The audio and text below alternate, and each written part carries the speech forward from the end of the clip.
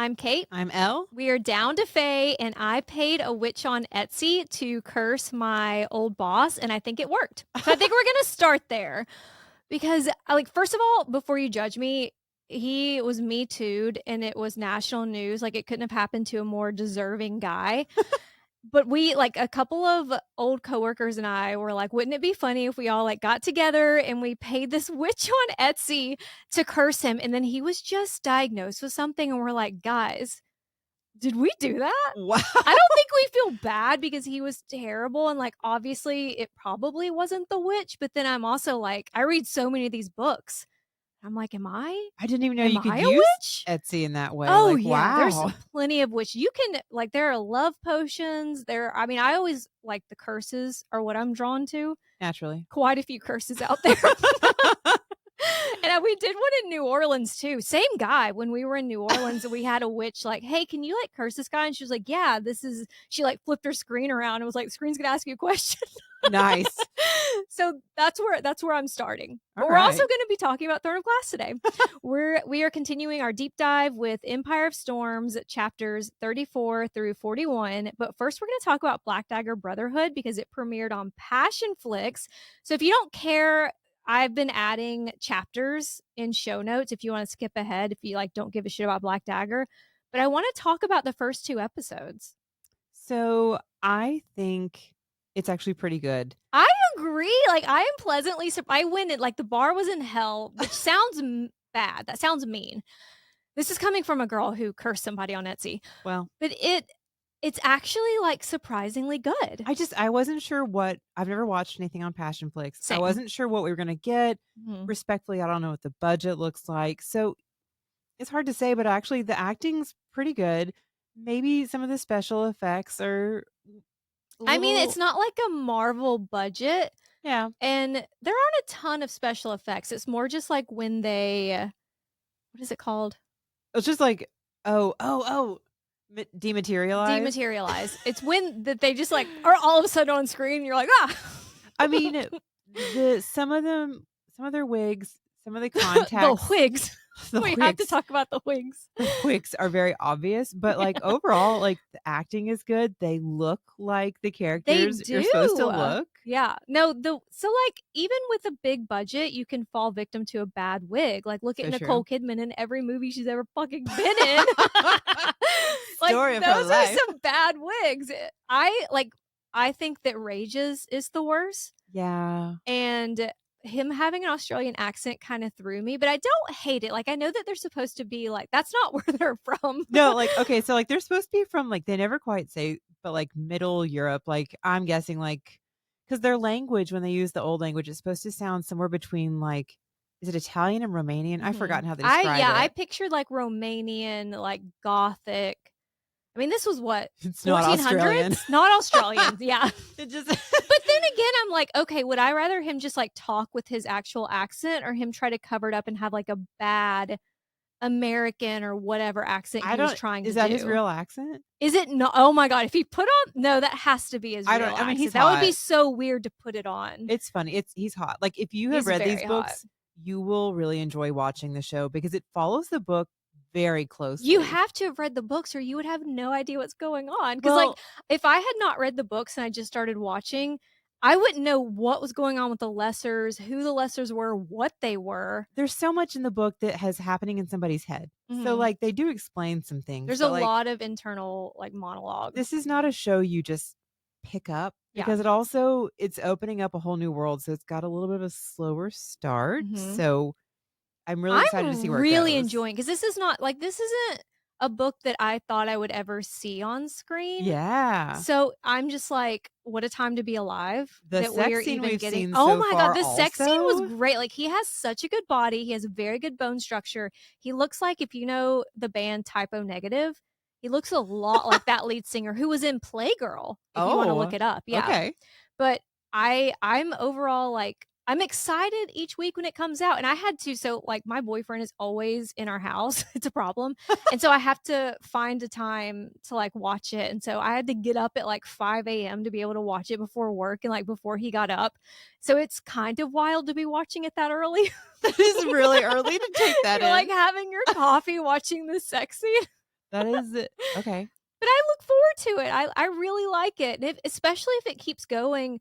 I love Black Dagger. The first book and Wrath in general is not my favorite of the series. Yeah, it gets really not only spicy, but there's so many storylines that start to pick up, and there's so Mhm. many big things that start happening. You just have to get introduced to the world. So I'm excited to see where it goes because so far it's been very close. Well, acting-wise, I think Butch was the standout for me, which makes Yeah. sense. He would be the easiest. He's not a vampire. He doesn't have to talk around those fangs that V is clearly having an A issue little with. issue with. And he like, the Boston accent is pretty good, and he's, like, Yeah. very Boston cop. I mean, he is playing Butch to a T, Mhm. but he's actually hotter than when I was visualizing Butch. So I'm I like, think cool, so cool, cool. too, and one thing that stood out to me in the first episode is when they learn that Darius has died, there's, like, no real emotion. I know. Like, I think they were very stiff in the first episode, and I feel like even in the second episode, they loosened up. You know what? Not against them though. In the series, I don't feel like anybody properly mourns Darius because like Torment disappears when Mhm. Wellesley dies and everybody loses their mind about Tor. I'm like, what about Yeah. Darius? I know. Justice for I didn't Darius. love the Darius actor, if I'm being honest. Yeah. That's okay. He had to RIP. go. Sorry, bud. So, yeah, I think that it's worth a watch. Like, even if you haven't read the books, I think that and you're, like, okay with not totally knowing what's going on for a little bit, I think it's worth your time. Oh yeah. Oh yeah. It's still entertaining enough and you're like, wow, this is like you can follow what's happening if you have read at least one of the books. And they're like, the Fury actor, oh my god. Oh, they did him justice with that Whew, wig. Because Fury is that supposed wig to is have luscious good. hair. Yeah, no, that's a very attractive man. So this They're is all attractive. yeah, well, this is and they're all gonna have sex scenes at some point, Mhm. so this is something we will definitely continue to watch and keep you guys posted on. Picking up in Empire of Storms, chapter 34, with the Vogue arriving at Skull's Bay after Aelin sent a ripple of her magic out. As with any Aelin plan, there are layers. She's basically bullying the pirate lord and heir of the Mycenaean people, Rolf, into allying with her. But bigger than that, she needs to send a message, and she does. She like basically drops a pin, but she doesn't want to send a message just to the Mycenaeans or to Morath, but to the world, like to any potential allies. Thinking that because on the outside, this would look like a lost cause. Like if I were in some other kingdom and they were like, "Do you wanna ally with Aelin?" I'd be like, "Fuck no. She doesn't have a shot." So she needs to, like, show this burst of power, but there's also all those people 10 years ago that abandoned them, basically. Yeah, and people don't forget. They don't. This is the same woman who made a burn book on the way back from Wendell, like, she knows exactly who abandoned them 10 years ago. She also thinks, "I need to show them I'm not some unpredictable princess assassin." No, she's an unpredictable queen, but we support women's rights and, more importantly, women's wrongs. Speaking of, like, tangent, I should probably hold on to these thoughts before when we, like, do our ACOTAR deep dive, but keep seeing so much talk online in the fandom about Nesta and Elaine's, like, frivolous spending in the first ACOTAR book instead of food or tools to survive. Mhm. I have some thoughts on that, like, unsolicited thoughts. Okay. To understand Nesta's choices, we have to remember how they were raised. Like from childhood, Nesta's mother drilled into her that a woman's security it's in marriage. And in that context, a beautiful wardrobe and flawless manners, like those aren't luxuries, those are investments into her survival. And the whole Elaine should have grown food argument, I do think it's funny. But one, Feyre is the one who bought her those seeds. But also, too, I doubt Elaine would just choose not to grow vegetables if she were able or knew how. Like, they never had the chance to learn. Elaine has, I don't like an elementary or a middle school education. You know what I'm saying? Like, I Yeah. don't think that she's also like just totally disassociated in general. Elaine like is not acknowledging their circumstances, and like that sucks because everything was put on Thera, but it's also like a very valid trauma response. Well, Elaine's might be. I understand what you're saying about Nesta and why she would need to look her best to try to get out of this situation, but she also admitted she was doing it to test their father to see if he would But why are we not react. blaming him Well, we more than should, but her? when he doesn't react and your sisters are still starving, like, I just can't imagine walking up to people who are starving and being like, "Why didn't you grow your own food?" Like, there are so many factors that go into food growing, like the soil and the weather and what they have access to and their education. Like, I can't grow anything. That's true. And part of me is like, okay, the first book was just we never even knew did SJM know at that point that she was ever gonna make books about Nesta and Elaine, or were they just basically like background characters that were casting Feyre as this ultimate martyr? But it's if you look at it just as Feyre as a martyr, it's easy to overlook how Nesta and Elaine's actions made sense within their own, like, far more limited frameworks. I Well, just think when we reread with backstories in mind, like, with the lens of having read through Silver Flames, the frivolous choices aren't as selfish as they looked in the first book. You know, just, like, in my opinion, I think they were all surviving the best they could. I think that everyone made poor choices, but just, like, now knowing Nesta the way I do, hopefully getting to know Elaine down the road, I think that the real villain was her fucking dad. I think that makes sense with what you just said, though, because you've seen the lens, like seen it through Silver Flames. Mhm. A Court of Thorns and Roses starts from Feyre's perspective, so of course Yes. she's gonna be the martyr. It's her perspective. Yeah. So it Sorry, does. that was, like, such a I don't know why I had to I'm give a not. TED Yeah. talk, but I see so many people talking about Nesta buying clothes, and I'm like, if you because Nesta spent the most time with their mother who was basically grooming her. I mean, she's on the one hand, you're right. Her mother basically told her she's not anything unless she can marry well, So which she's trying to get married, that's her these are survival. the only skills she has, but she's also trying to push her father's buttons and make him grow up. So make him grow up, make him do Make something, him do something, which yeah. I do understand. It's It just wasn't the best course of action, but I just like, I can't imagine me being those ages making any better choices. why I mean, like the flowers at my house are currently dying because I don't even know how to water them. I can't grow I didn't anything. even know that I was I out of killed a mulch. succulent. Remember I said I killed a succubus. I killed a succulent. I like the succubus better. Yeah, my sister came over and she's like, "Where's all your mulch?" I was like, I My don't know. what? You need mulch for what?" She was like, "Are you kidding?" I was like, "I don't know." I'm just So a girl. I could not be growing food either. I do get that. Yeah. I don't know why, but lately I've seen so much, especially about like, why didn't Elaine grow vegetables? I'm like, I can't grow a vegetable. You know what? Hindsight's 2020.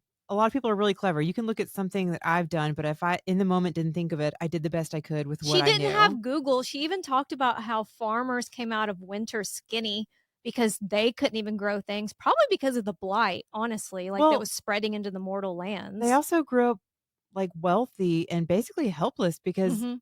taking care of yourself meant giving money to somebody else to do it. Yeah. So now they have no skills to survive. So, of course, Feyre developed those skills faster because she didn't have anything else to rely on. She wasn't like not hindered, but you know what I'm saying? Like if you grow up with a certain level of privilege, Well, you just kind of also, stop learning. if your parents have been very strict on you to act like a lady and behave in a certain way, sometimes like Elaine and Nesta might be acting a certain way without even realizing they're doing it because it's so ingrained in them. And Farrah's the Mhm. youngest, hadn't received the same training. Maybe it's easier for her to think along different lines. Yeah, But you got it. anyway, back to Skulls Bay.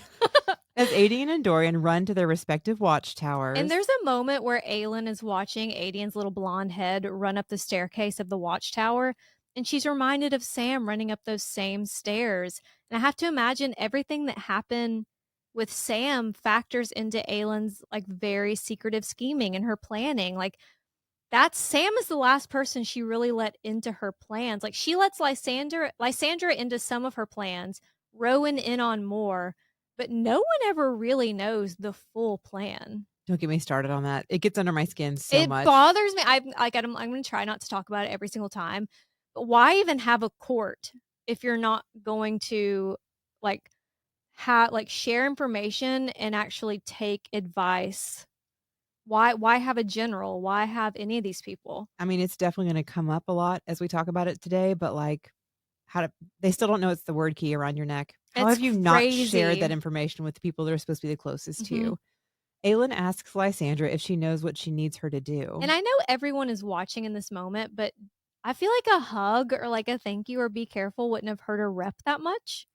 I also like another debate is Is what Aelin is asking of Lysandra, like, knowing that her friend would do anything for her, is she asking too much? Like, this is war. They need allies, but Lysandra's a character who's been used for so much of her life, or the other side, is this empowering? Like, Lysandra's not a victim anymore. She's strong and capable, and Aelin puts a lot of trust and faith in her. Like, I just can't tell if Aelin is empowering her friend by entrusting her with, like, this life and death stakes, like, this huge part of her plan, like, it is the whole plan, or is she repeating patterns of, like, exploiting Lysandra? I think that there are probably many layers to this. One, we don't know all the conversations that they have had. We don't know exactly what Aelin has asked of her. She may have asked her to turn into the sea dragon to rally the Mycenaeans because they were talking about this back at Ilium, Mhm. and that's before we knew anything about these sea wyverns. So at that time, it may have been agreed upon with certain, like, I don't know, expectations. When they found out about the sea wyverns, did they have another conversation off screen that we just didn't see? That Aelin was like, "Do you think you can do this? Are you comfortable with this?" But I also think it's a big issue that it would be one thing if Aelin asked Lysandra to put herself out there in danger and then Aelin went somewhere back behind a protective barrier. Aelin is also laying it all out on the line today Yeah, too. she is out there.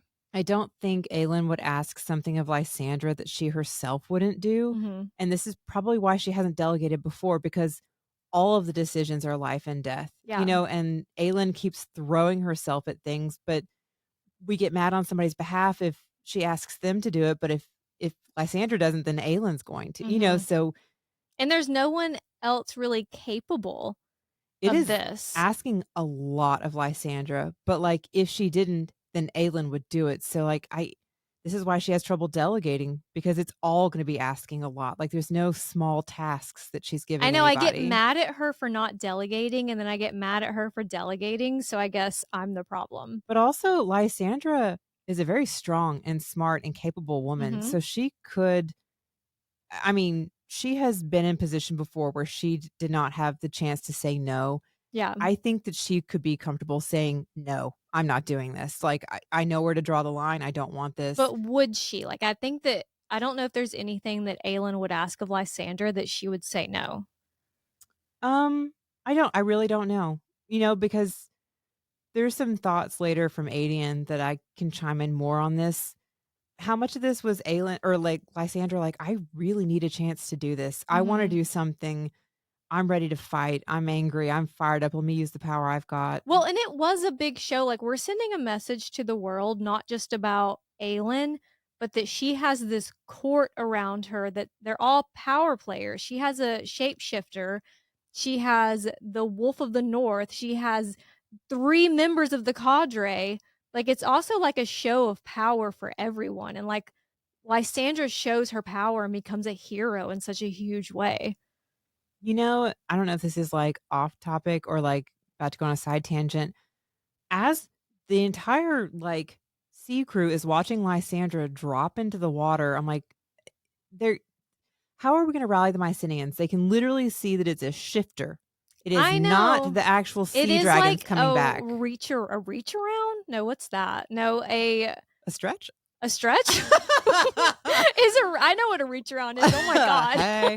Well, because I mean, like, It's the like a loophole is what I was trying to think of. It's like a loophole in the prophecy. Like, mm, they all saw yeah, you know what? That is such a good point. If she had just shown up and they had been like, "Oh my god, the sea dragons are back," that would be well, very different than watching yeah, well, her. because like, tales of this are gonna go everywhere, and so not everybody's gonna hear. Actually, it was I mean, actually, it was a shifter that turned into a sea Mhm. dragon, and yes, she's gonna do some amazing things that are worth stories anyway, but if the whole point of the Mycenaeans coming back together is because they're excited that the sea dragons are back and the sea dragons aren't back, and they've known from the beginning when they watch a Yeah. shifter turn into a sea dragon, like, that doesn't work. Mhm. Like, yeah, the symbolism is great. If all it takes is symbolism, it'll probably be great. I just had a moment reading Yeah, that, I and I was guess it's like, the whole thing is symbols have powers, like a theme in this series. yeah, I mean, because it looks really cool, and she's gonna do a whole lot as that sea dragon, but, if, like, my whole, like, culture is built around sea dragons and Mhm. they're truly gone, it's not the same thing. Well, it's like prophecies are so interesting. So did a seer foresee Lysander doing this and write the prophecy based on that? Or did they just like force the prophecy to come true? I don't even know. I just don't even know. I mean, like, it's cool, but, like, Yeah, I wasn't sure how to wrap my mind around that, but it's gonna work. it is cool. It's cool. Aelin, Lysandra, Rowan, Fenris, and Gavriel board Rolf's ship, the Sea Dragon. Fenris and Gavriel join the men rowing, and Rowan secures the iron chains around Aelin's wrists. I think that it's very, I don't know what I'm trying to think of. For Fenris and Gavriel to go sit beside the men and start rowing is like a powerful message. You know, like of I guess like being allies. Well, and they're not too good for any task. Yeah. They're not looking down on you. They are here to help. They're on your side. Mhm. You know, you get that vibe that no matter what, you need their help and they're here to help. Oh, someone on Spotify commented because you can comment on Spotify. It's very fun to get comments.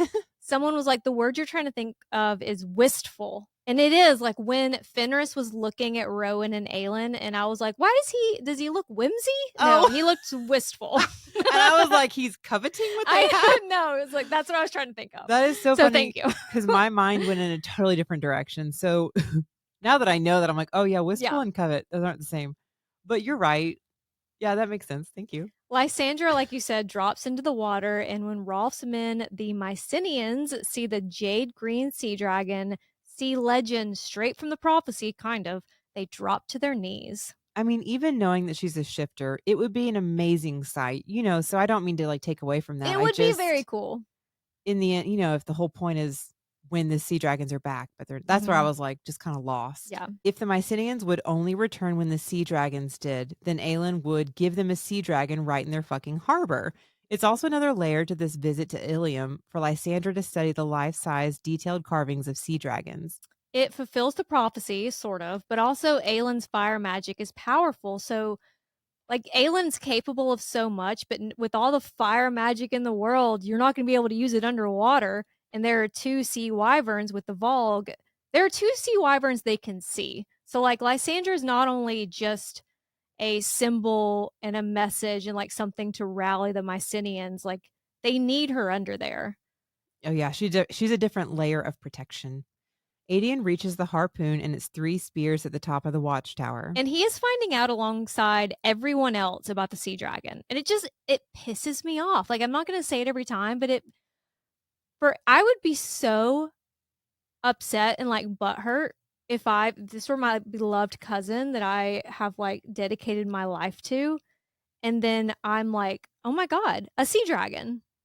Well, like when your opinions are constantly getting the shaft, like I'm a literal fucking strategist. I'm a And general. That's like my whole personality. like they reference it all the time about you can see his mind working, then like give him more credit. Give him Because more I don't see how, like, okay, the word key is one thing.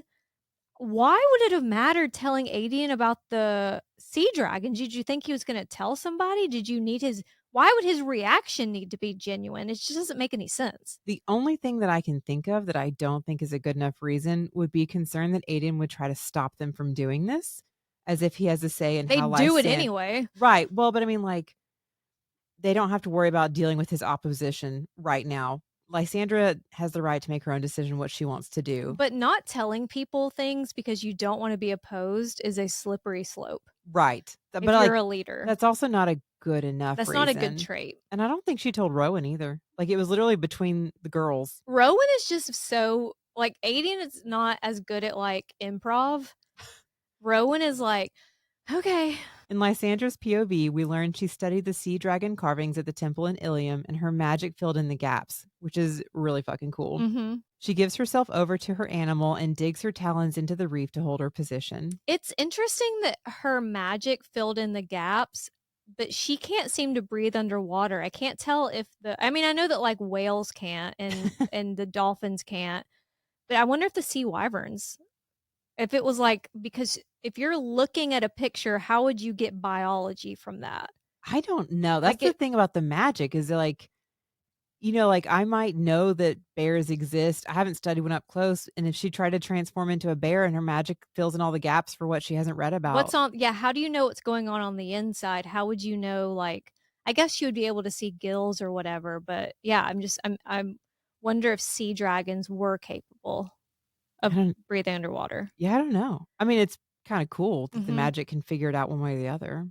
Once they pass over Shipbreaker, the chain rises from the water and seals them out of the bay. And I highlighted the word key in this moment is murmuring in response to the Vogue ships closing in, but I wonder if this is when Deanna started watching. Like, do you think she can sense, and she just doesn't know what it is, but she can sense when a god is kind of like, because they can't open a door, but just kind of like, I don't know, looking through a peephole? Well, and some of this without giving spoilers too much, like, I think that Deanna is always kind of watching Aelin, Hmm. and then maybe the murmuring or, like, just the word key getting excited, something tapping into the word key's attention. Yeah. Maybe. I mean, I always kind of assumed it's what happened when Rowan joins magic, but maybe. I'm also like, okay, Aelin, you are very powerful. Are they a little overconfident going into this? It was like, "All right, we're gonna get this over with. We've done the sea dragon thing." Like, it just seemed like very I don't know. They couldn't have known this was gonna happen. Not this, but I take umbrage with Rowan because Rowan made some calls that were stupid. Oh, I interesting. know. As we get into it, I will let you know how I feel exactly. The iron chain around Aylin's wrist is to ground her from the power that she's been spiraling into for days now. Before Wendlin, Aelin's power bottom had been self-imposed, like, because she was so scared of her magic, she didn't dig as deep as she could. But then when she was fighting the Vogue at Mistward, she discovered a hidden level beneath it. I mean, that makes sense too because she's just getting used to it. You don't give me more than I can handle Yeah. just yet. Well, a whole thing with her is how scared she is of how much she's capable of. I mean, that would be daunting if you Yeah. have No, so I would much be so power hungry. I would be I like know. I Me would too. be evil in any of these books. Oh, I just would really enjoy, like, "Well, watch this and then this." But also, like, if I could actually, like, I don't know, go nuclear, that's terrifying. Yeah. I don't need that much power. For comparison, Aelin had drawn from her power for a day when she encircled Dornell with fire. And now she's been spiraling down into her power for 3 days, and when she and Rowan cut their hands and join them, she finds yet another power bottom deeper than she thought possible. Her magic whispers to start digging even deeper, and again, I wonder, was that Deanna? Like, I wonder how much influence she has or has had, like, for all of Aelin's life. Like, everyone has had these moments where, like, Lorcan, Elide, every even Rowan some with the one that he's related to, they have moments where they, like, hear whispering. I mean, nothing is impossible with Deanna. I feel like Deanna didn't really insert herself until the word key, like, opens She's its just been eye. watching. But I also feel like there's been times, like, Aelin has to let off a little bit of power, and we see more of that later in the series, which is, like, when she has so much Mhm. that the power in and of itself is almost like a sentient Yeah, being. Not separate, but I feel like she's of, just like, so use me. immersed in the power that, like, once she's in it, it's like, "Ooh, you're noticing me. It is Look what kind else we of can do." like when Rowan was having her keep the fires going, and she got, like, too entranced by them, Yeah, she, like, and they lost kind of herself took to the music. yeah, they kinda, like, took over her. Yeah, it's like it's not a separate thought process, but it is definitely it's fire. Yeah. Fire loves to be fed, so there's also a chance that now that You're so it's smart. I mean, I'm not sure if I'm making sense, but, like, I could see it, like, it's getting used and Yeah. it's, like, wanting It's to like burn stoking the fire, literally. literally, yeah, wanting to burn more. Once they're in range, Aelin and Rowan's merged power erupts as a pillar of flame shooting into the sky, and I just have to say, this is where like, as I was rereading this and, like, listening very closely with Rowan, he's, like, telling Aelin to go slowly, "Be very careful, go slowly, easy, easy," and then the minute he joins their hands, he literally throws his fucking power at her. Why the fuck am I going easy if you're just gonna slam me with power and, I like, thought ruin it, all my like control? I didn't think they were in control of, like, the flow I don't I think that you can to an or that extent. Aelin was, like, ripping it. Well, because that's when they were at Mistward, they were more in control, but especially because Aelin was, like, down to embers at that Mhm. time. This I don't know, because it sounds like he pushes it at her. Like, the Yeah. way it was phrased seemed very much like he's pushing it, he's forcing his power to her, Well, he's I guess the giving it. plan was, let's do this huge show of power and then kill them and be done with it. So I guess that was like the big this was like they're like putting on a show right now. Yeah. Like, I didn't necessarily need your extra power, but also he didn't give her enough time to get control of the power that she was pulling up with her before he threw more at it. So, like, Mhm. that really annoyed me because I think that's when Deanna was kinda like, What's touching the word key? What's happening here?" Interesting. I didn't even get that. Well, I, re-listened to it a couple times in a row, so, I mean, I might be a little overthinking it, but there's just a the way the phrasing was the second time around, I was like, Mhm. "Huh." I don't know, it, like, just annoyed me that Rowan is hundreds of years old, knows a lot about power, and then the way he handled this after Well, he's just never telling. had a Karanom. I wonder if it's like Yes. he just doesn't know. Well, after just spending that time, "Easy, easy, Mhm. be careful," and then you just throw it at her, like, Mhm. I mean, nobody knew Deanna was gonna pop up, but I'm not overly impressed with the way Rowan just threw that to her too. But when this pillar of flame erupts from Aelin, she is ripped from Rowan's arms with the force of it, and he can barely keep her hand in his. Rowan tugs on the bond and feels nothing, only the gaping maw of an immortal ancient beast that has opened an eye. Realizing she's wearing the word key, Rowan can do nothing as that power bottom is cracked open, revealing a roiling molten core of magic beneath it. I know this is scary, but it's such a cool visual. I know, and that's like, maybe we're just too power hungry. I'm like, "What if we go a little I deeper?" know, I'm like, let's keep going. But also it's I don't think that like whenever they're talking in these series and they're like, okay, go inside of yourself, or like even in Fourth Wing or some of the other series where they're like, okay, picture a wall being built up in your mind to like keep people out of your mind, or I guess that would be Akatar. I'd be like, what? Like when they're like, go down into your power. What do you mean? Well, like, just even, like, I can visualize, like, what looks like a well in the bottom of a well, but, like, I can't imagine what that means to actually sink into Yeah. yourself. Like, it is difficult for me to try to grasp for sure. That pillar of fire shoots back down into Aelin, and she reaches into Rowan and tears the last remnants of his power from him. Rowan hears the sound of a door slamming open, and Aylin's face turns expressionless, which would be so terrifying to see someone you know. Just like, first of all, her eyes are now like that she still has the turquoise, but it's silver around them, like no hint of gold. But then for someone that you love and know to look at you and you know that it's not them, that would just be so scary. Well, to be tugging on a bond that you know you should have and you're Hmm. not reaching them, and this is an entire, like, force of nature. You're like, "Oh, shit. How am I gonna fix this? She also just Hmm. took all my power. How am I gonna help Yeah. fix this?" I'm just a bird. Uh-oh. Gabrielle and Fenris bow their heads and avert their eyes as Deanna delivers a message to Rowan. Every key has a lock. Tell the queen who was promised to retrieve it soon, for all the allies in the world shall make no difference if she does not wield the lock, if she does not put those keys back with it. Tell her flame and iron, together bound, merge into silver to learn what must be found. A mere step is all it shall take. What do you mean? Why are people talking so cryptically? Why are these Just riddles fucking tell happening? me. I'm not good. I'm Feyre when it comes to riddles. I'm like, I think that it's love, but I'm not going to say it out loud in case I'm wrong.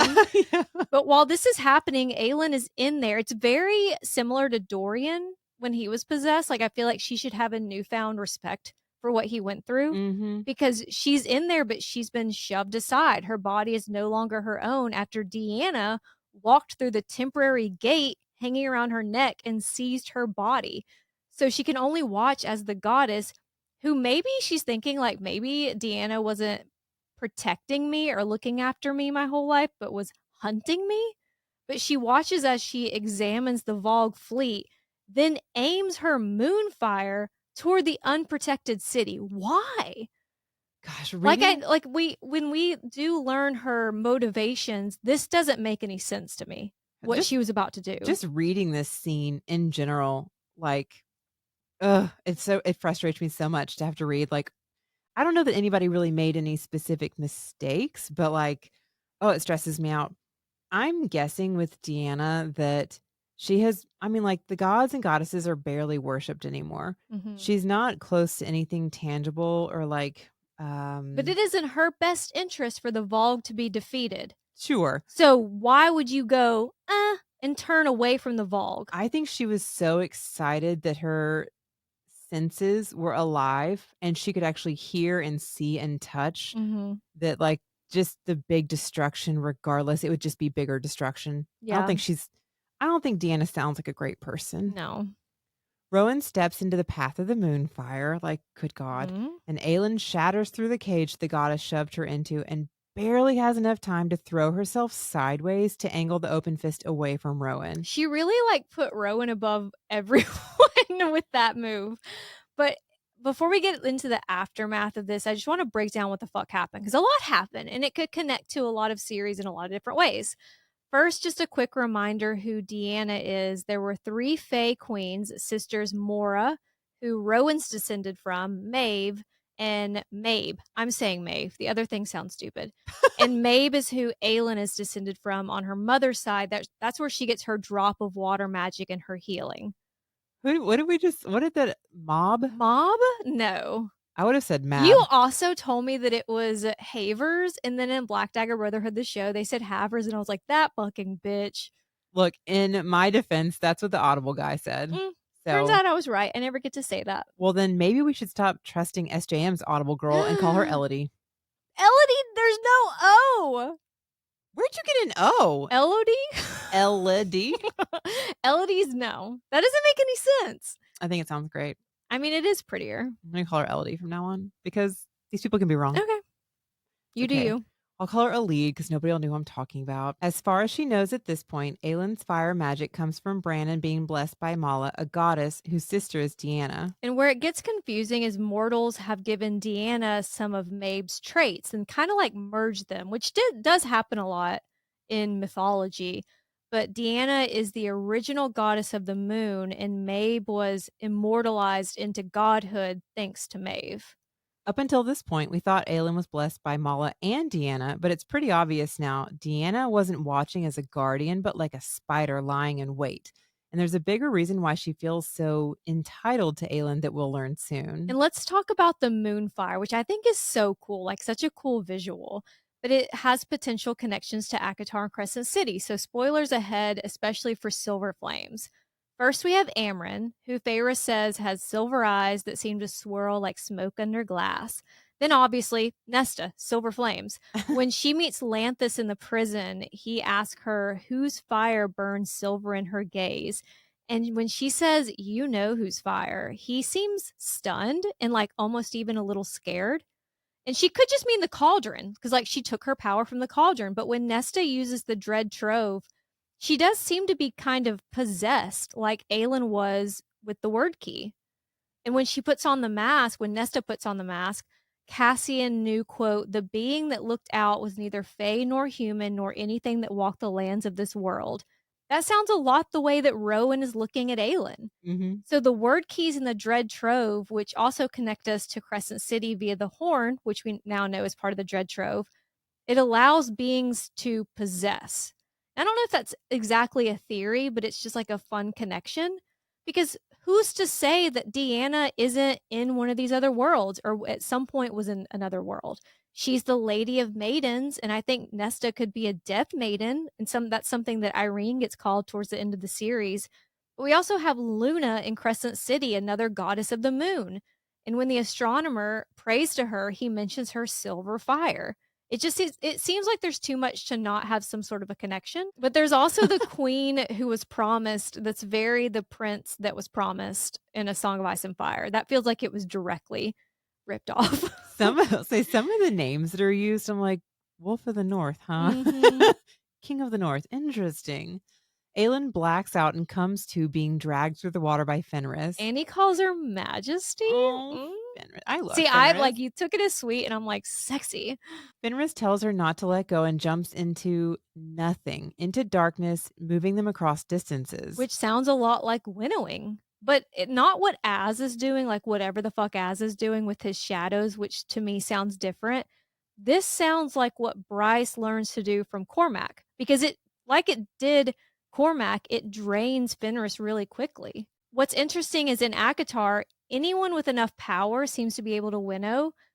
So it's like, is magic evolving at different paces in different worlds? Or like, is Fenris distantly is Fenris distantly related to someone from Prythian and it's been diluted? Like, I don't know if it would be like this is just this world's where they are in the evolution of winnowing, or if Fenris is a special case and he's related to someone in another world. I hate that we don't quite know the connection for Throne of Glass and ACOTAR, Mhm. because if this is the same world in just different time frames, maybe magic has become diluted. Or if this is not the same world, maybe there's something hindering them all from having access to this type of power Mhm. in this world. Like, I don't, it just, it's interesting that they're so similar, you know? Aelin thrashes against Fenris Hold and swims. That is actually so dangerous. That's the most dangerous part of trying to save someone drowning is most likely they'll drown you. Yeah. I mean, like, I understand that she's trying to like do it on her own, but like he's literally trying to save you right Mhm. now and you're very weak. Can you just chill the fuck out? But she's racing to try to get to Rowan, who is standing on the reef with Gavriel and watching as the 3 remaining ships of Morath's fleet converge on the ruins of the Sea I Dragon. love that they all fall into place. Like Rowan is swimming out behind her, Fenris is basically pushing her to the reef, and Gavriel is there with his hand outstretched.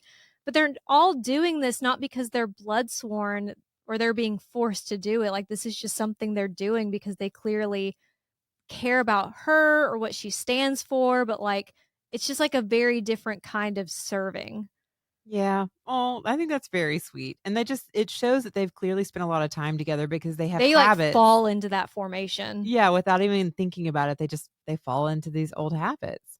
Lysandra saves Rolf and his first mate, and while the sea wyverns are bawling out on the all-you-can-eat buffet of bodies, she goes after the 3 remaining ships.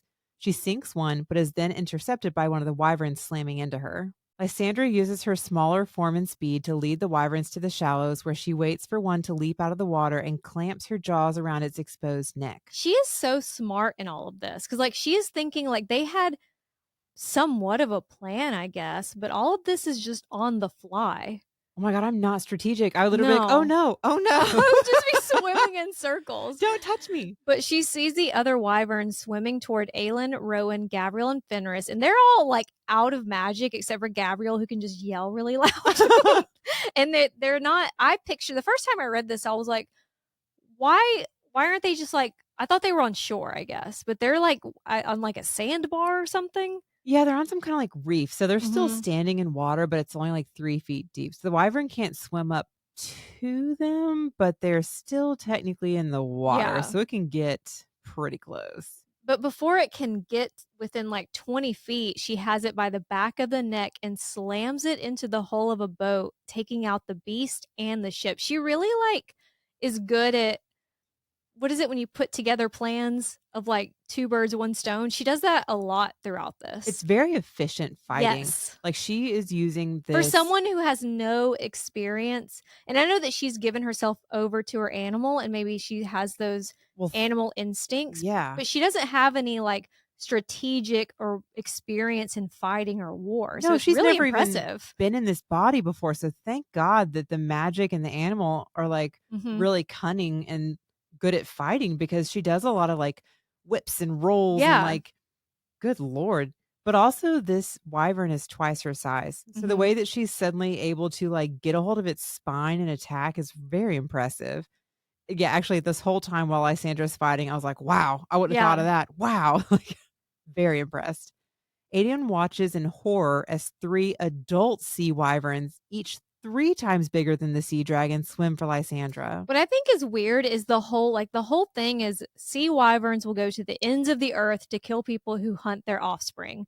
But they were okay hanging back and just letting their offspring be used as bait or like part of a trap or whatever. Like they hung back and let their offspring, children, whatever die and didn't intervene. But It also, makes how is this a trap? What part of this is a trap? You guys were already fighting. well, it makes you wonder if maybe they were released later, like when the ships, because I think it was like 2 hours for the ships after Aelin sent out her magic for the ships to get there. Mhm. So maybe the babies were released at the same time the fleet left, and then I the guess adults were I guess released it would later? be the question is how much control do the Vogue have over the sea wyverns? Yeah, because you're like, "Where were these?" Like, because Yeah, they were Lysandra just didn't even sense them in the water before. yeah, it doesn't seem like it would be within their, like, what we've been told about them for them just to hang back and, like, watch their children die Yeah. and then be really pissed. No, it seems like they'd be very protective. Lysandra is all that stands between the 3 wyverns and Aelin, who is stranded on the rocks with not even an ember of magic. Same for Fenris and Rowan. She ripped Rowan's magic away and Fenris used his winnowing them. Even if she could shift, which she's probably too tired to do, she wouldn't get to the shore in time. Dorian signals He's Lysandra like, to, "Over here!" I got it, girl.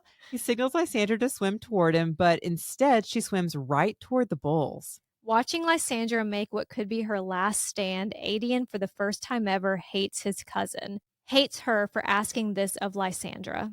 We kind of talked about this earlier when you were asking, like, did Aelin ask too much of Lysandra?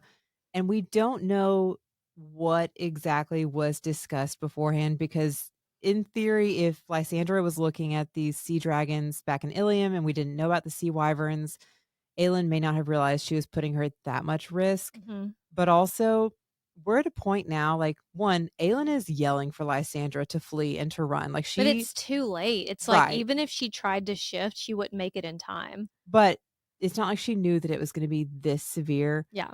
But also, there's thoughts that Adian has about Lysandra, like, like what happened to this poor girl that she needs love so much that she's willing to give it all to Aelin. I would also probably do the same thing Lysandra does because if she had enough energy to flee, they'd all be fucked. Yeah. There is nobody left to stand their ground, and Mhm. it's a horrible situation. But what are you gonna do? You No, really gonna it leave everybody to sucks. this? Yeah.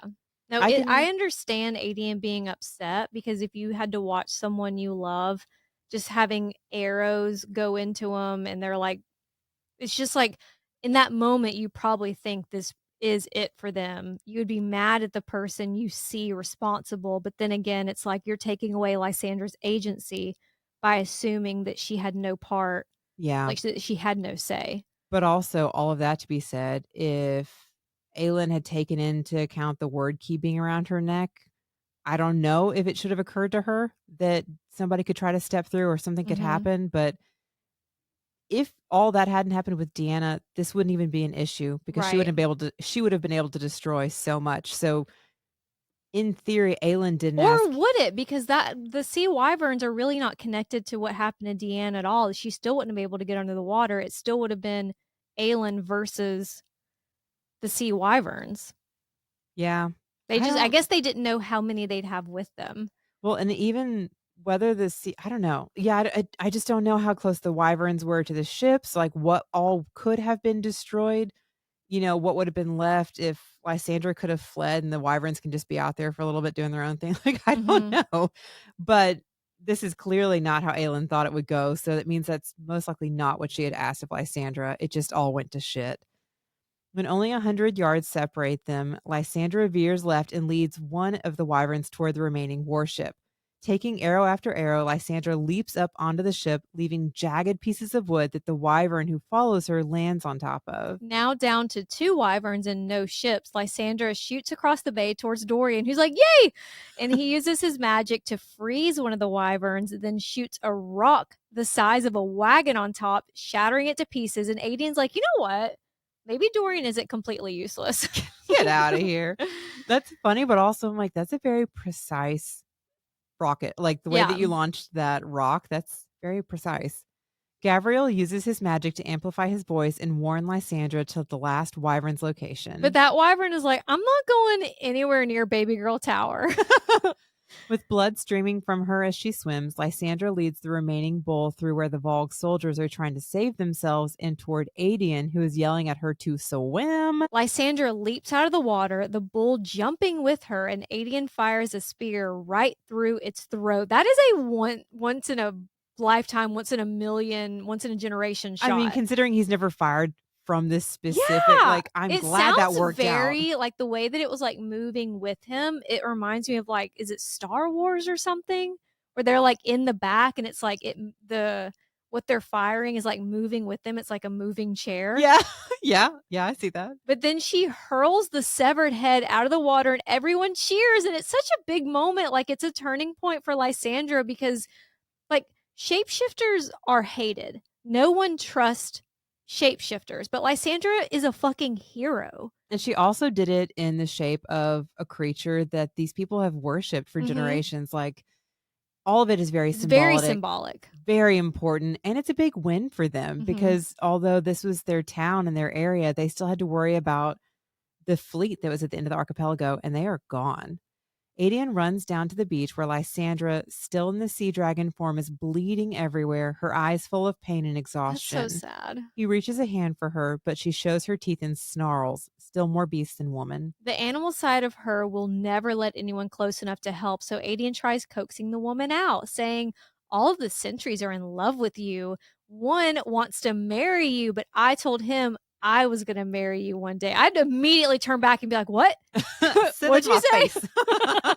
Even if it's 10 years from now, one day she will be his wife. How does Princess Lysandra Ashriver sound? I think it sounds very good. I mean, I got very excited in this moment. I was like, "Oh, we're on our way."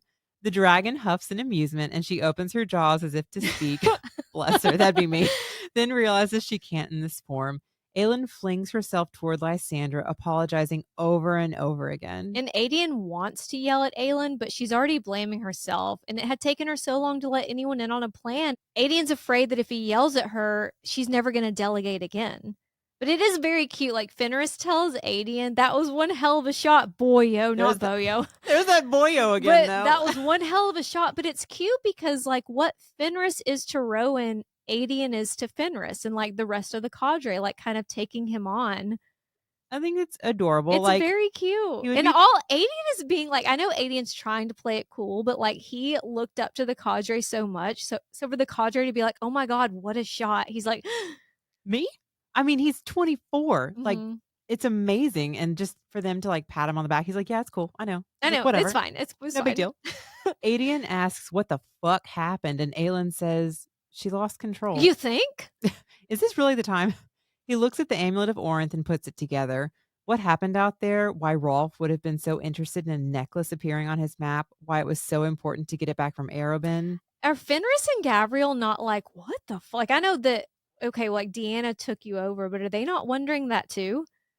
I don't know. I almost wonder if because they've been around so much longer and seen all different types of power, never power on this level, but maybe they're less surprised by crazy Yeah. magical things. I don't know. And Aiden is shaking with rage, but Rowan tells him to save it for later. Like when these two males, Bloodsworn to Maeve, who really wants the word keys, maybe wait until they're not here to hash this out. I feel like they probably know that Aelin has the word key. That's why Lorcan will probably circle back around. Like I feel like they probably know. They just You don't want to think? like admit it to themselves because they Then like they would being have on to Rowan's act on team. it. Yeah. Yeah. Lysandra's too weak to shift, so Adian offers to stay with her, and his father offers to go get supplies. And then we get our first Gabriel POV, and he's very theatrical. Like he's like, the lion watches over the wolf. It's so funny. The lion remains hidden. And he watches as Lysandra shifts and the wolf carries her. It's a very sweet scene, It but I was is. like, "She's about to get naked. Should you be here right now? Like, what Dad, if get this?" out of here. Yeah, like, okay. Gabriel, sorry, the The lion, lion. knows stories of that shot that Adian took today will become legend. He wonders if he'll be mentioned in those stories, if his son will ever let the world know who sired him, or even care. Poor Gabriel. But who gives a shit? Because Aelin and Rowan finally fuck in chapter 38. Clean up on Isle Me. I don't. Does it bother you that while Lysandra was lying there, like exhausted, injured, unable to shift, Aelin runs to the other side of the beach to fuck? I mean, I don't think it's in that context, It's so not, but no. it's also like, goodbye. But also, like, one, if I was Aelin, I would be feeling a lot of guilt, and, hmm like, there's nothing she can do for Lysandra right now, she just needs to rest. So, like, what am I gonna do? Sit there and make you uncomfortable while I wallow in shame? Or, Yeah, like, that's what I would want my friend to do. no, I'd be like, "Get away from me, I'm Wallow. tired, go away." But also, like, Aelin is I get so anxious personally and get so upset about things that I would be beating myself up, and she needs a moment separately where she can let her guard down and like talk to Rowan about all that just Mhm. happened because she had to make a really hard decision and ended up being much worse than she thought it would be. So I Yeah. doubt she would have made that decision for Lysandra if she could go Yeah, into it she knowing what can't would show that happen. vulnerability really in front of anyone but Rowan. She has to put up that strong front because I they're mean, like, she's the leader. even with Rolf, who's like looks like a little girl playing with somebody else's magic, like you're And not he's not wrong. you're not wrong, but also like let's just remember that I have this power if Yeah. I need to. But how do you save face in front of that? Like Aelin needs a moment to like Mhm. regroup and also not feel like a monster. I just noticed your Coke says dude. Mine says Do they still sis. have words on Coke bottles? Mine says sis. That's Sorry. what's up, dude? Hey, sis. That's so random. After a tense meeting with Rolf, Where she played off what happened is just like, oh, that's just something you wouldn't know, but it's something that happens when you're like very, very powerful. You're just lucky I didn't kill everyone. You're welcome. Aelin does take full responsibility for the dozen of Rolf's men that they lost, and she says she'll compensate the families. She turns for the door, and Rolf asks if she wants to know what the magical map tattooed on his hands cost him. I want to know. I've been wondering this whole time. And she jokingly asks, like, was it your soul? And he says, in a way, it was. When Rolf was 16, he was barely more than a slave. Every coin he earned working on ships was sent to his mother and sister in Skulls Bay.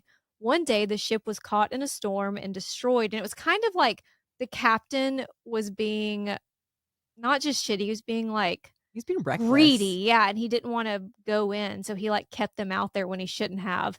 And most of the crew drowned. And then Rolf drifted for a day before waking on an island to a rando staring down at him.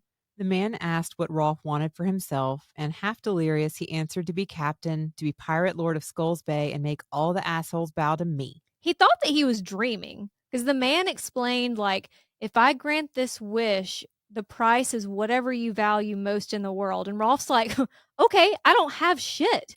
And the man vanished, and Rolf woke to the ink tattooed on his hands. I mean, Rolf was 16. Yeah. Also, like, you're at that point, he's probably thinking about his worldly possessions and how he's barely more than a slave. So he's like, I don't have anything. Well, it's like classic Fae fairy tale Yeah. bargain. Ugh, it's so sad. He used the map to make it back to Skulls Bay, where he discovered that when he didn't return, his mother and sister had used what little money they had to hire a boat to go look for him, and they never returned. And that was the cost. What the sea god claimed in exchange for the map, the price of his power. He asked, what shall yours be, Aelin Galathinius? Does this not sound like a bargain tattoo? Specifically, it reminds me of Feyre's tattoo with the eye on her hand. Yeah. I mean, it does for sure. And I know that like we don't know that much about the tattoos, but they seem to be a night court thing. Not even just an Ooh. Illyrian thing, but a night court thing. Yeah. So it's like, we're the gods. Is that just like an easy way to mark tattoos, or is that like a connection? I don't know. Like maybe that could also just be like an old magic style Mhm. of bargaining. Like Well, it's, they've said in ACOTAR it was like it's a magic so old they don't truly understand it. yeah. So it's probably more than just night court. It just goes further back than that. And we don't know. We need more information. Aelin runs to the far side of the island where Rowan asks if she used the word key willingly, and she didn't. She hadn't even known that the antechamber beneath what she thought was her power bottom existed. She describes the feeling of Deanna taking over like a spider who had been waiting in a web for decades, knowing one day Aelin would be strong and stupid enough to use her magic and the key together. So now they have Erewhon, Maeve, and Deanna, and who knows what other gods to worry about because the sea god sounds like a fucking asshole too. All the gods sound like assholes. Everybody's pretty selfish around here. You guys already have the power. Back off. Rowan wonders if Deanna was just showing her how a not so friendly god might use her if she's not careful, but Aelin felt how much Deanna enjoyed I it. think he's giving her a little too much credit. Deanna was about to obliterate Blow your head off. everybody on the island. Not only That's did Deanna make it very clear finding the lock was priority, what the fuck did she mean by queen who was promised? Like, promised to whom? Because that's something that Aelin has never heard before. And Aelin is crashing out, understandably so, and in a moment of vulnerability that she would never show to anyone else. But she wishes someone else could fight this war, which is very like human of her. It's very like she would never be able to say that in front of anyone except for Rowan. I mean, the power in and of itself is taxing, but she's having to make really hard She decisions. almost killed an entire island of innocent, and I mean innocent. I use that. I don't know these people, but you know what I'm saying? Like she almost killed, and she's not really asking the question of why was I able to stop because Rowan stepped in front of me just because I like him a lot. Yeah, I feel like she knows. The new depth to Aylin's power, what Deanna did and said, doesn't change anything for Rowan. They will do this together and figure it out together. He nibbles her earlobe, which I love little details like that because Aelin was so disconnected from her Fae side for so long and she was scared of her power. She was scared of who she was, and it scared Kaol when he saw the real her and saw her ears and everything. But Rowan sees all of Aelin. He loves all of Aelin, and he's never taken a woman on the beach. I think that sex on the beach sounds terrible. Can Oh, I just say? that Like, sounds realistically. very messy. There's gonna be sand places I didn't ask Oh for. my God. But There'd be also, sand everywhere. can we just have a side tangent for a second for people having sex in the water?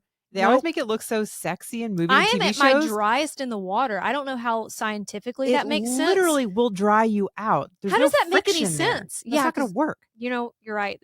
There's no friction. Yeah, so, like, we'll just leave this in the books. It sounds great in the book. No, I had sex in a hot tub one time, and I had a yeast infection that would like I wouldn't wish that. I wouldn't have an Etsy witch cast that spell on anyone. It was fucking terrible. I just don't I mean, unless you're bringing some, like, lube or something, I don't see how But things are then it's going like just in. washing away immediately. I guess if you had an oil like, I don't even know. Doesn't it's great for a book. We can leave it at that. Or Rowan also had not been with someone that he doesn't have to hold back with, an equal. Aelin tells Rowan that she loves him. She's been in love with him for a while, and she knows there are limits to what he can give her, that he might need And he time. cuts her off, thank God. This bird does not need any more time. The limit does not exist. Even when this world is a forgotten whisper of dust between the stars, I will love you. And so Rowan did. Just kidding. We actually get more. We actually get a lot more. Like for this series, it went from none to like pretty decent. Yeah, it's still a little romantic. It is. Like It's we very do, flowery. Like but we do Aelin hear that she's like stroking him and such. Yeah, like Okay. Aelin's diddled by the wind, and thighs are gripped, and legs are spread, and tears are running down their faces and down their legs. Waves are crashing, lightning and flame dancing on the sea. Rowan shatters palm trees. That's like if you're just someone living in Skulls Bay and you saw, like, okay, first of all, Aelin definitely almost blew y'all up today. Everyone had to have seen that. And now palm trees are exploding. The water's on fire. Is there It's a like storm only in that one bay? That's weird. and then remember when Reese, whenever he would come, the mountains would shake? That's gotta be fucking terrifying. Like, did houses fall down? Like Is there what? an earthquake? Like when you really think about it, it's like not only were the dead and dying outside of their tent, now the mountains are shaking. That's just crazy. It is certainly a lot. And when they're having sex in the sky, like, people are just like, don't look up. Or like, is it raining? That's what I was like, is there gonna be cum landing on me? Like, what's happening here? Wow. We just went places with that. Aelin asks, if Rowan doesn't bite the females of other males, like he said in Winland, does that mean he bites his own female? But also, do females bite males? And this is how you know it's a fantasy because it's like, oh, Rowan's hard again. I don't think Okay. Rowan actually ever pulled out of her. So, like, if we must. And then they just grow hard again. I love that for her. Congratulations, Aelin. Congratulations, Aelin. You really deserve it after fucking Kaol in a closet. Well, Rowan does take her 3 times on the beach, twice in the sand and a 3rd time out in the water, right? I just think that I've been critical of the lack of spice in this series, but this chapter was so fucking worth the wait. Like, it's not super descriptive, like you said, but it's not fade to black. Yeah, you get Like, enough. Yeah, the sand everywhere, the yeast infection, the UTI would probably take me out. I have to force my mind to stay in the moment, but I like it's the merging of fire and ice. We got in this series, we got so much explicit torture and killing, very detailed. So I'm glad that we got the opposite of that here. Like we got something nice. Well, it's also really important for our characters emotionally. Like, there's Aelin knowing that Rowan truly accepts her for who she is That and he feeling saw what she just did or what she almost did and isn't scared of her now. yeah, and he doesn't think she's a monster. Like there's so many important things with the way that they're vulnerable with each other, the Mhm. bonding, the support, like he's not going back. He is with you to the end of time. And again, there's no going back now. Anyone who comes within scenting distance will know that Rowan has marked her. So that settles the whole marrying for an alliance angle, not that they really have time for that. I mean, it's definitely come up, so now we're putting that one I'm to just bed. saying let's not take Aiden off the table. Okay. Rowan vows to live up to the honor, to find a way to be deserving, to prove that she didn't bet on the wrong horse, even if in his eyes he has so little to offer. Rowan isn't up to his eyeballs in cum anymore, but he's actually more dangerous now because Fae males are at their most dangerous after taking a lover for the first time. Oh. Worse when it means something more. So when they walk into the hotel after party, everyone is like Edward when he first smells Bella, just like, Aiden seems the first to be like, uh-oh. It's so weird though that they're very good at scenting, and then Uh-huh. later on the boat when something happens and they did not catch who this person was, I'm like, "That's weird." It's like maybe they were like downwind or upwind. Yeah. Upland? Upland. Lysander cuts the tension, asking if Aelin enjoyed her ride. And isn't that all these Fey males are good for? Rowan's like, "Mhm, like you weren't begging me, like you didn't finally find your manners." But it's a return to normalcy for Aelin and Lysander. Like it is a we're good because what Aelin is like not her tail's not between her legs, but she's going into this as like, okay, like now I know that Rowan isn't scared of me. Like, does Lysandra hate me? It's it's a little bit funny that she did apologize to Adian when they left the beach, but she's not really doing much apologizing to Adian. Mm-mm. Obviously, she should apologize to Lysandra just because it Yeah. was so horrific for Lysandra and to let her know obviously how much she cares, but it is interesting. Poor Adian doesn't No, get Adian more. doesn't really like for the way that it was set up when we first met Adian, and it was this is Aylin's ride or die. They grew up together. They were each other's people. They were best friends. It didn't play out like that. It doesn't feel like she's giving him Well, and I much. know that that's when they were children and like relationships changed and they spent so much time apart, but it felt like we were setting up for them to be a lot closer than they are. Well, and that may have been when they were children, but Adian has been living his life that way anyway. Yeah. You know, he has been doing everything he can for Terrason, Mhm. and he has always honored Aelin. And then once he found out she was alive again, he was right there for her. You know, it Yeah. just, I don't know. It just feels unfair to Adian. This reread, I'm really like feeling Aiden, like feeling sorry for Aiden. I know that he's gonna lose me pretty soon, Yeah. but for now, I feel really sorry for him that he's not. I hate being left out. Like imagine the level of FOMO for not knowing about these plans. Well, again, if I have been this fucking loyal to you, like nothing Adian would really. not. You couldn't torture information about Aelin out of Adian. Also, Adian's had more battle experience. Yeah, Adian is older. Adian has actually been on the front lines. Like, there is a lot here she could utilize. So yeah. I'd be like, Or okay. just like fire me. Like okay, I just won't be in your court then. Yeah, like, give me something. Aelin places the amulet of Orinth on the table and explains that she learned that it was the third word key while she was in Winland. She also tells Adian, Dorian, and Lysandra the truth about what happened today in the bay. How also she's like, you know what? I'm just gonna tell you guys everything. Duh, you Close to should. everything. How she tricked Lorcan. I love the scene where Lorcan is like, that fucking bitch. I think Lorcan is so unintentionally funny. But she tells them about Lorcan and hopefully how it's gonna lead him back to her with one or both of the word keys. And if they're lucky, when he does, they'll have already found this lock that she's supposed to use to bind the word keys back into the gate. Using two ancient books she shoplifted from Rifthold, Aelin etches a word mark onto the floor using her blood and clutches the eye of Elena in her fist. Through the moonlight, a woman appears, Elena Galathinius. And Dorian slides to his knees and bows, like, get up. But this is like, nobody else has seen her. Like, to Aelin, she's over this bitch. But this is the first time that Dorian has ever seen his ancestor. Like, he saw Gavin, because that's who appeared to him in a dream and was like, Bestie, you need to go stop Selena. And that was the night that she was trying to open a gate to reach Nehemia. But this is someone that Dorian has a closer connection to. I think I don't quite understand the, not animosity, but how rude Aelin is.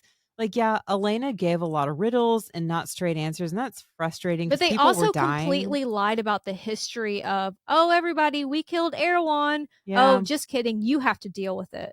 you're right. Maybe that's where the That anger would is I would coming be from. very bitter about that. I'm bitter about dumb shit.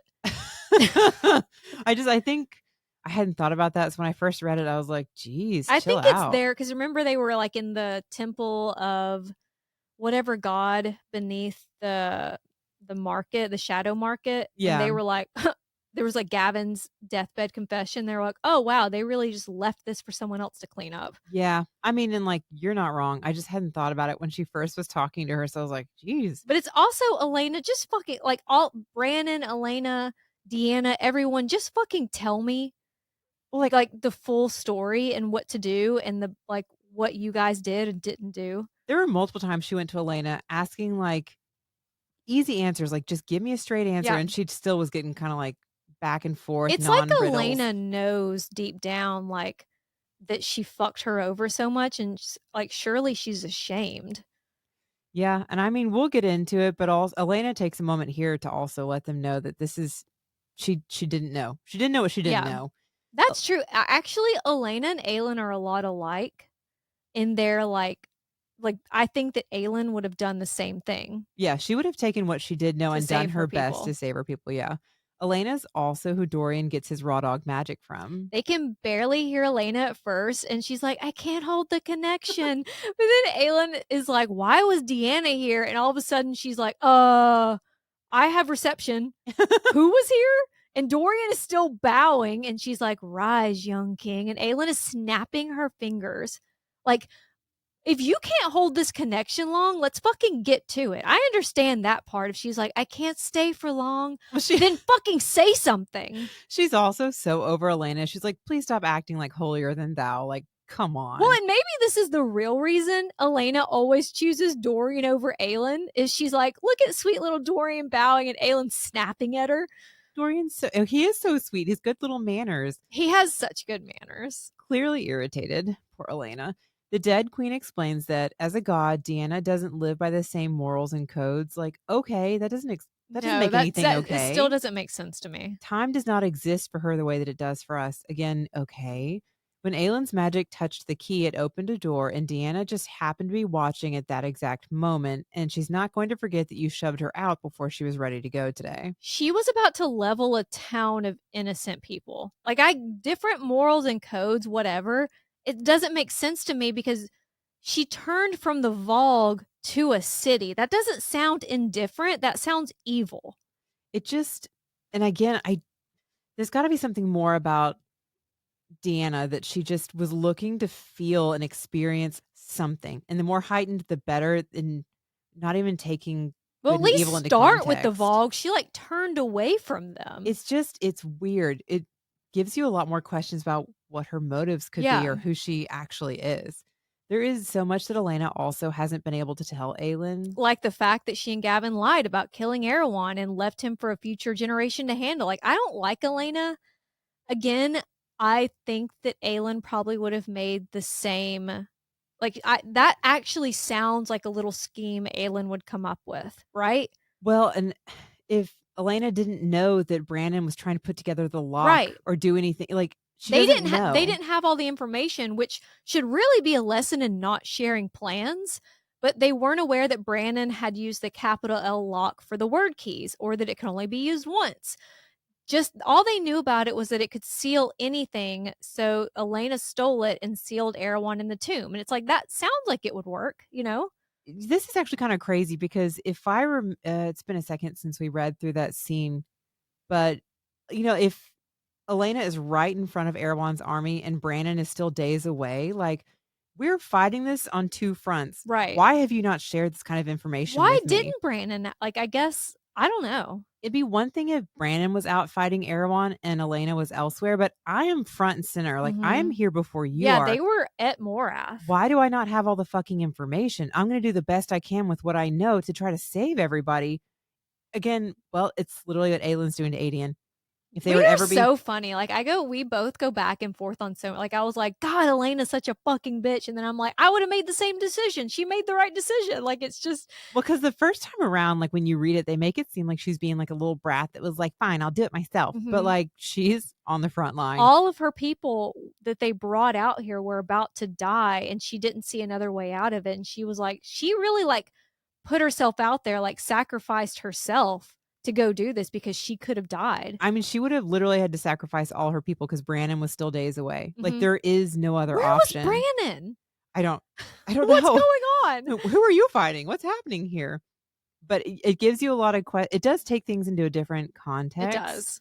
and I could definitely see That's Aelin why I doing the love same thing. talking about things with you and like our little community because I love like thinking through it's so easy to like blow through these books and be like, hate Kale, hate this person, or this person is good, this person is bad. But then sometimes when you think about it, it's like everyone kind of exists in the gray of they make good decisions and they make bad decisions. And that's like more realistic. Well, like, there's certain things, especially with Adian, especially the first few times I read this series, he'll say things and it rubs me the wrong way, and I'm immediately like, "Stop being a little bitch, Adian." Hmm. But then I'm like, he has a point." Yeah. It just I need to re-go through it, and I probably just repeated myself several times with these thoughts about Elena, but yeah, I didn't like her a lot the first time around, No, but me either. I now that still we're don't she's talking still about not it, my favorite, but yeah, now that we're talking about it, I understand it more. I don't know why we're still so cryptic when we talk to Aelin and Dorian, but, like, Yeah, okay. It is important to note that the forging of the lock cost Elena's mother her mortal life. because Elena's mother was Mala fucking Firebringer. Brandon wasn't just blessed by Mala, she loved him so much that she bound herself to a mortal body. I'm sorry, I would never. I there's no amount of love in the world.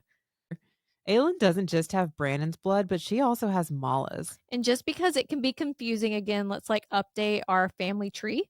So, goddess of the sun, Mala Firebringer bound herself to a mortal body and mated with Brannon, the Fae king and founder of Terrasen. And this is where it branches into two houses, Galathinius and Haviliard. One of Brannon and Mala's children, Elena, married human Gavin Haviliard. And you can follow that line down, that house down to Dorian. Elena had an unnamed male sibling, and through that line, we get House Galathinius. Or you have to assume that there was a male sibling and that you go down House Galathinius to Aelin through her father. And then Aelin's mother's side, the Ash Rivers, they're descended from the Fae Queen Maeve. And Rowan is descended from Maeve's sister Mora's line. I don't know if that actually made it more confusing, but I just have to like every once in a while have a refresher of like, okay, hold on. Especially because not everyone is named. Like the family tree is not super clear. I mean, there is power coming from all sides for Yeah. Aelin, and of course, Faye. There's Faye and her history on all sides. There's just a lot of magic, a lot of Hmm. power. After Elena drops that bomb, then disappears, they all Wow. turn to Rowan, asking if it's possible for a god to become He's mortal. like, how old do you think I am? He's never heard of it happening, but Fae have given up their immortality to bind their lives to their mortal mates, which if I'm mortal and you're immortal, you better fucking die when I do. How dare you? Like, first of all, every boyfriend I've ever had, I've been like, if I'm dead, you should already be dead. You can't go on without me. Don't be No. You ridiculous. know how people will be like, no, I want you to be happy after I leave. You should move No. on. You should Mm. if you're still alive, what are you doing, first of all? But no, you can't be happy without me? That's fucking rude. So fucking rude.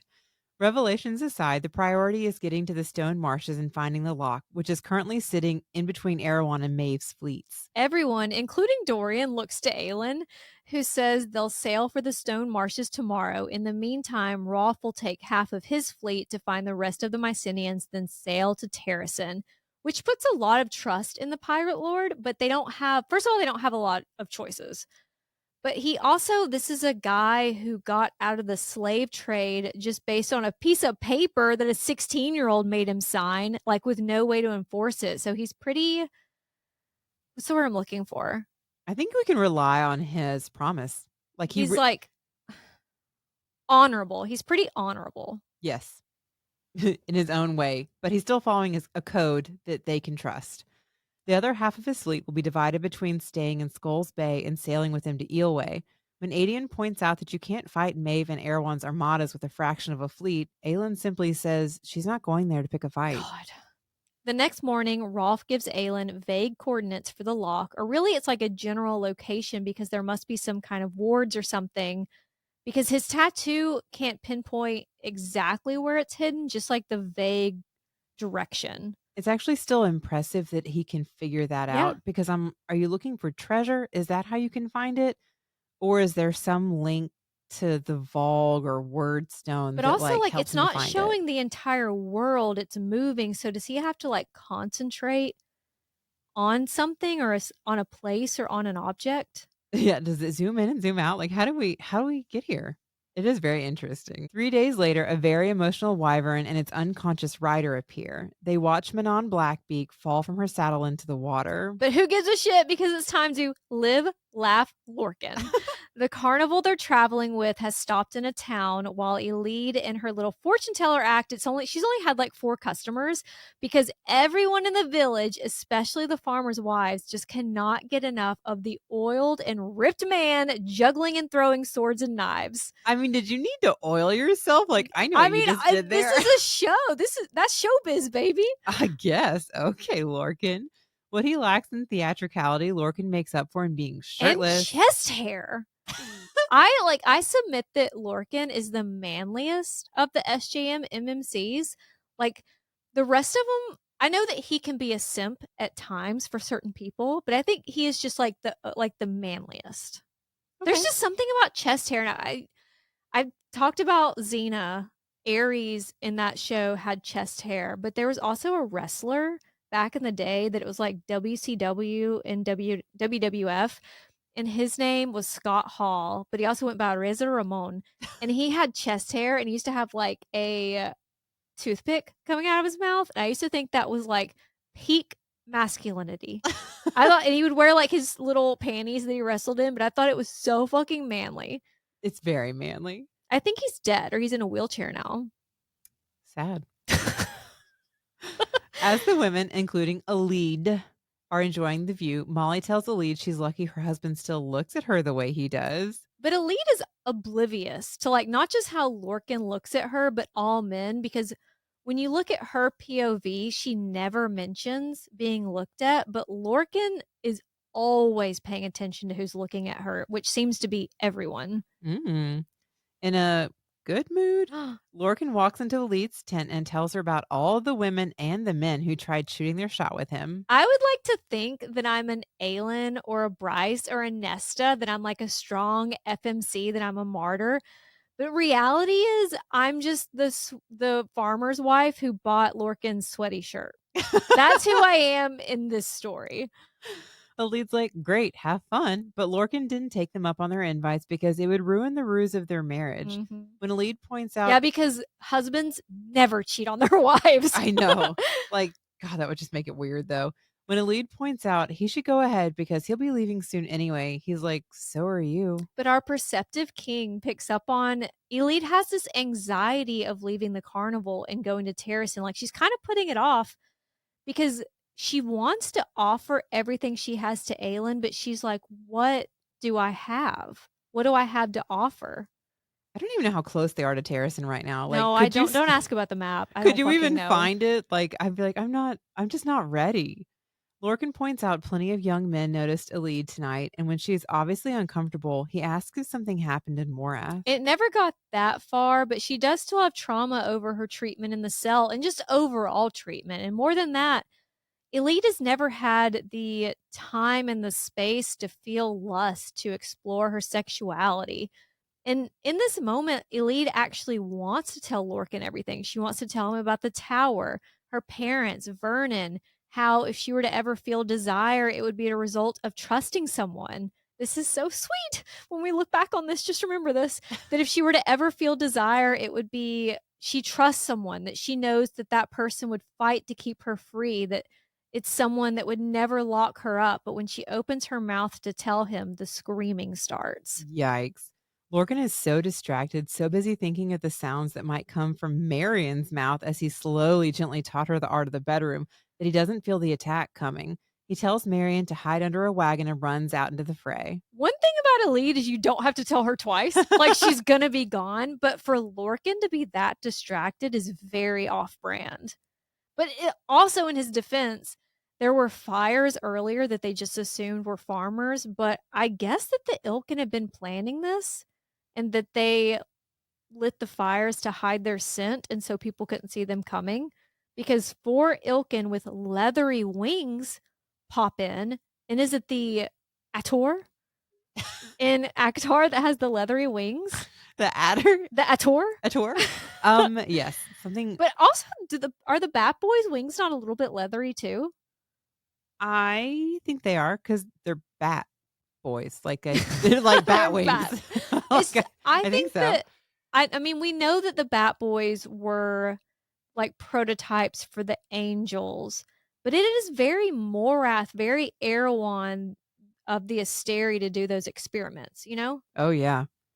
They're searching for a girl who murdered several of their kin. Which means they don't know about Lorcan's involvement, or they're just trying to pin it on Elide to like have a reason to go after her. They think that she might be hiding among a carnival troupe, so they order everyone to line up. Probably so they could make them walk and they could pick out the one with the limp. When Lorcan insists there's no one here who matches that description, the Ill can offer a reward for a lead lock-in. He's like, who? She has squeezed herself into a hidden floor compartment in a wagon and is listening to the screams growing louder and louder, then nothing. Panicking that Lorcan might be dead and they'll start searching for her soon, Elide quietly eases the trapdoor open with the intention of running. And she hears a deep male voice say, "Tell me, what would you have done if I were an Ilkin soldier?" Screamed. I got Screamed. nothing. You snuck in here so quietly. She holds in a sob of relief at seeing Lorcan. He is covered in black blood, but he's also chewing on a stalk of wheat. Like, it's very yeehaw. What's happening right now? Very casual for everything that's just happened. I love that he like ran up there and like sat and probably like leaned back and grabbed. He was like, "What can I do to seem much more casual? Okay, I'm gonna have this wheat in my mouth." But also, what was the point? If you're concerned about my well-being, why are you hiding to see what I do? Freak me out further? It's Well, weird. now he's learned that she was hiding, but I mean, he's hiding plenty, so. Yeah, you're right. You're right. The first thing that I'd have done if I were in your place, he says, is to ditch the robe. She does have a very silly robe and hat on. She also like trips over it, like Yeah. trying to climb out. Like that's not helping anybody. The second is tell me the God's damn truth. And he's playing up how much the Ilkin told him because they really didn't tell him anything other than her name. But in Elide's defense, when they met, he was literally stalking her.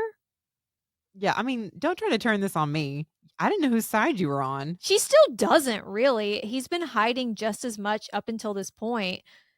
Like she played into what he saw her as. Like he saw her as just some scared girl who was grateful for a big strong man with chest hair. And so she played into that, but those were your perceptions. I mean, why would he bother giving a useless human a second thought, especially when he planned to abandon her the moment he got what he needed? The man is too stunned to speak because he's like, has anyone ever talked to me like this? I mean, And do I like it? I think he's also shook that he played right into her hands without even realizing it. When he warns her to be careful what she says to him, this isn't this hard. When he warns her to be careful what she says to him, she asks, "Or what? You'll send me to Morath? Use me as your ticket in?" Elide telling him that if he tries to take her back to Morath, she'll end her own life. It checks Lorcan's anger. And he asks what Elide has that's making the Ilkin hunt her. Because it's not just because they killed some Ilkin. Like there's something else going on. And she answers that it's a gift from a woman imprisoned in Morath for Selena Sardathian. Lorcan could very easily in this moment take it from her. But he knows that so much has already been taken from Elide, even with all the terrible shit that Lorcan has done over centuries. Like he literally leveled a city. This is a line that he's not going to cross. Which I think is very impressive. That says a lot about Lorcan. Sweet. He really, for somebody that doesn't pay much attention to other people's feelings, he's very closely like understanding what's happening with Elide. Are you finding more space for Lorcan in this reread? That's all I wanted. He's my favorite. Elide and Lorcan, the real Elide and Lorcan, finally meet. She explains Marion was her mother's name, and her mother died defending Aelin Galathinius from an assassin. Her uncle, Vernon, Yeah, Vernon. took over as Lord of Peranth after her father was executed. Then he locked Elide in a tower. When she broke her foot and ankle, he didn't allow healers to treat it and shackled her ankles to keep her from running. Bro, she's already got a I'm broken not sure ankle that was necessary. that's not healing right. It's crazy. She was allowed outside for the first time in a decade when she was shoved in a prison wagon and taken to Morath, where she was a servant. She may not have anything to offer Aelin in her court, but it's worth it if she can keep just one girl from enduring what she did. Lorcan lets the truth sink in, adjusts his view of her and his plans. He tells Elide that he is a 500-year-old, like that. Remember when he was like, I'm old? How old? Very old. He was telling the truth. 500-year-old, bastard born, Hellas blessed, demi-fae, blood sworn to Maeve. Like, that's a lot of baggage. Yeah.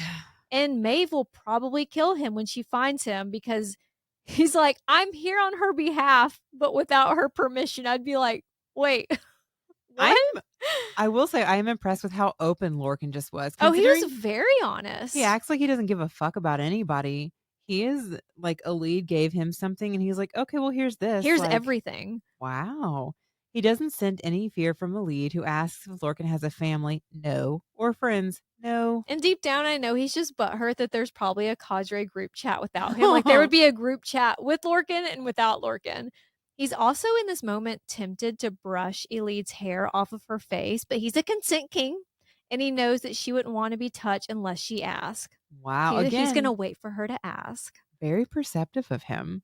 No family and no friends is something that Elide and Lorcan have in common, and Lorcan thinks that didn't seem so pathetic until he saw himself through her eyes. Where else did we talk about the perception, your perception of yourself changing when you see yourself through someone else's eyes? There was another situation because I think it's like you can just be so much in your head and you can validate things and like the mental gymnastics that we all do. Well, it's definitely we've seen it with other characters too, like Mhm. especially a main character that's just been surviving and they think they're doing great and somebody points out and you're like, "Geez, Yeah. okay."